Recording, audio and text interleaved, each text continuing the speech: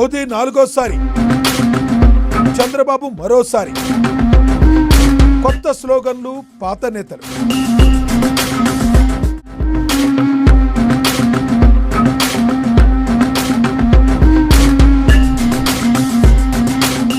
మోడీ నాయకత్వంపై ఉన్న ప్రజాదరణను చంద్రబాబు వ్యూహాత్మకంగా ఉపయోగించుకుంటున్నారు. ఆయన ప్రత్యర్థి పార్టీల్లో గందరగోళాన్ని పెంచడం, తమ పార్టీకి జాతీయ స్థాయిలో ప్రాధాన్యం కల్పించుకునేలా పరిస్థితిని మార్చడం లక్ష్యంగా కనబడుతుంది. కేంద్రంతో సమన్వయం పెంచుకుని రాష్ట్రానికి నిధులు, ప్రాజెక్టులు అందేలా చేయడంలో దూసుకుపోతున్నారు. మోడీని మూడోసారి ప్రధానిగా నిలబెట్టిన నేతగా చంద్రబాబుకు జాతీయ స్థాయిలో ఇమేజ్ పెరిగింది. జాతీయ రాజకీయాల్లో చంద్రబాబు మళ్లీ చురుకైన పాత్ర పోషిస్తున్నారు. అభివృద్ధి అజెండాను ముందుకు తేవడం, మోడీకి మద్దతుగా మాట్లాడడం, రాష్ట్రానికి నిధులు అందించడంపై చురుకైన చర్యలు, ఇవన్నీ కలిసి ఆయనపై ఉన్న అనుభవజ్ఞుడైన నాయకుడు అనే ఇమేజ్ను బలోపేతం చేస్తున్నారు.